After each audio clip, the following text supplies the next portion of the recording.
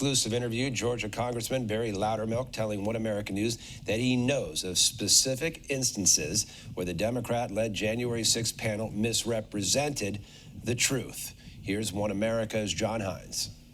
Congressman Barry Loudermilk of Georgia, I know that you are heading up an investigation. This is part of the House Administration Committee. You're heading up an investigation into January 6th, the January 6th panel. What seems to be happening, sir? Well, mostly of what we've been doing is gearing up and finding out what information we have. Now, Speaker McCarthy and our former ranking member on House Administration, Rodney Davis, sent documents to the J6 Select Committee asking them to preserve everything that they have. Those were handed over to us. We have custody of them. Unfortunately, they weren't really organized very well, basically got thrown in boxes, and so we've been having to go through to build an index of what we have, make it where we can actually find documents. So we're almost to there. We've actually started going into some of the documents. We want to find the truth. The Speaker actually tasked you with this particular investigation, is that correct? And as I understand it, he gave you specific instructions about what he wanted, his expectations. What was that, sir? Well, when he asked me to chair this Oversight Subcommittee, we've never had Oversight Subcommittee in House Administration in the past. It's been kind of the committee that people considered was the parking committee, right? Because it handled the parking issues here. But we have oversight over basically everything on Capitol Hill, especially the security, Capitol Police, Sergeant at Arms. We had major security failures on January 6th.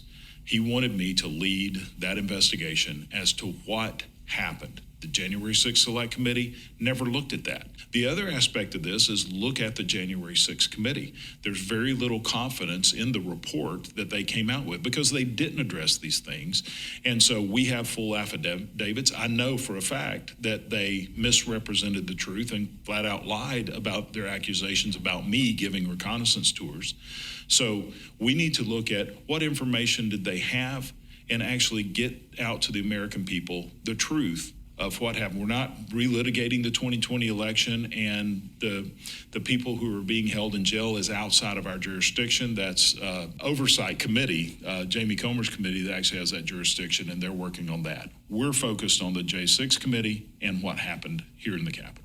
Do you anticipate potentially that there might be a necessity to use subpoenas as you pursue your investigation? We do have the subpoena power through the committee, and we hope that we don't have to use it, that people will come and, share information and be witnesses in hearings, but we will use the subpoena power if we need to.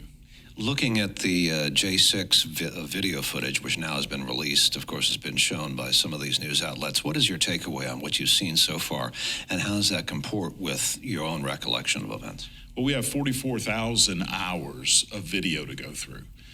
Part of the issue is we had always been told there was only 14,000 hours. And you're going to be going through that? I've spent some time going through that. We have staff that's looking through that. And as you know, another news network actually was given exclusive access to it. Now, just to clarify, we're not giving the videos out.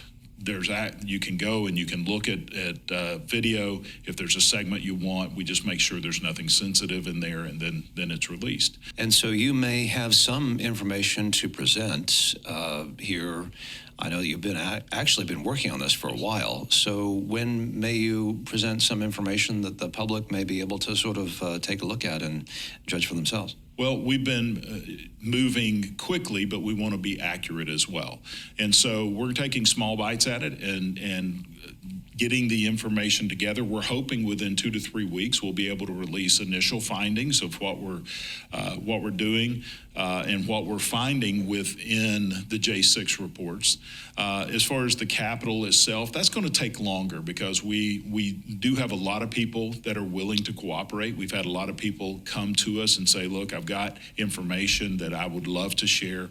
We do have a portal set up on the House Administration website. So if anyone has any information about the attack on the Capitol on January 6th, we encourage them to go to the portal, fill it out, and whether they live here in D.C. or they're anywhere else, we want to get to the truth, non-politicized, but actual truth. Congressman Barry Loudermilk, thank you for talking to us.